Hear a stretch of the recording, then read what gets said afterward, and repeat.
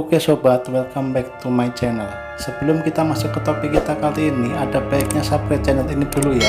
Dan jangan lupa nyalakan tombol loncengnya agar channel ini makin berkembang. Ingat sobat, subscribe itu gratis. Pandemi adalah sejarah mengerikan dalam sejarah umat manusia, sama seperti halnya virus corona saat ini.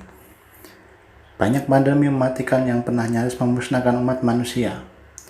Menurut Eva Vien, salah satu kasus terkenal yang tercatat dalam sejarah adalah pandemi flu Spanyol tahun 1918 yang berakhir pada 1920. Penyakit ini menginfeksi sekitar 50 hingga 100 juta kematian yang setara dengan 3% sampai 5% dari populasi dunia waktu itu. Bukan hal itu yang membuat semua orang berpikir bahwa umat manusia diambang kemunahan. Penyakit ini berawal pada bulan September 1918 saat Perang Dunia Pertama di Manchester, Inggris. Orang-orang menyambut Perdana Menteri Lloyd George di Albert Square. Semua orang senang dengan kemenangan pada Perang Dunia Pertama, tapi Perdana Menteri Inggris itu tiba-tiba sakit tenggorokan, demam tinggi, dan hilang kesadaran. Selama 10 hari berikutnya, Perdana Menteri Lloyd George diisolasi di kamar rumah sakit di Manchester. Dia tidak bisa berjalan dan harus memakai tabung pernapasan. Namun dia beruntung selamat dari perawatan, tapi pada saat yang sama 150 orang di kota Manchester meninggal dalam waktu 1 minggu. Pada Mei 1918, ketika Raja Alfonso yang ke-8 dari Spanyol terinfeksi virus ini dan semua orang masih menganggapnya flu biasa. Mereka hanya menyarankannya untuk berkumur air garam dan mengkarantina diri mereka sampai demam berakhir.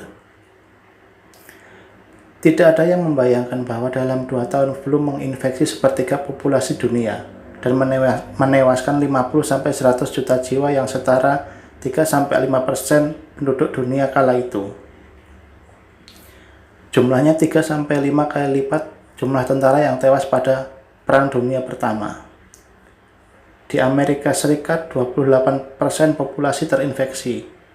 675.000 orang meninggal. Banyak suku asli Amerika yang terinfeksi dan musnah, seperti Inuit dan Alaska yang benar-benar musnah. Kemudian, 50.000 warga Kanada meninggal. 300.000 orang Brasil juga meninggal, termasuk presidennya kala itu, yaitu Coleus Alves. Di Inggris, 250.000 orang meninggal, sementara Prancis lebih dari 400.000, di Jepang 300.000 orang meninggal, dan di Indonesia sendiri 1,5 juta orang meninggal karena virus ini. Dan yang paling banyak adalah di India, yaitu 17 juta orang meninggal karena virus flu Spanyol ini. Dan total korban dari seluruh dunia diperkirakan mencapai 100 juta. Angka kematian yang fantastis, bukan? Tahun 1919, ketika antibiotik dan vaksin belum lahir, banyak yang percaya bahwa flu Spanyol akan menghancurkan umat manusia.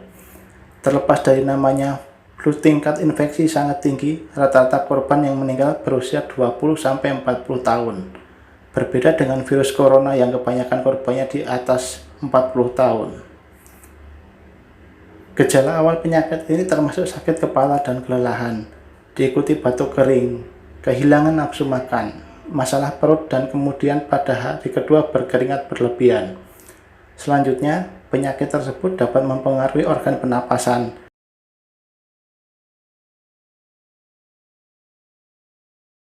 menyebabkan pendarahan di hidung, lambung, dan usus. Kemudian pendarahan dan efusi pleura menyebabkan pasien tenggelam oleh cairan tubuh mereka.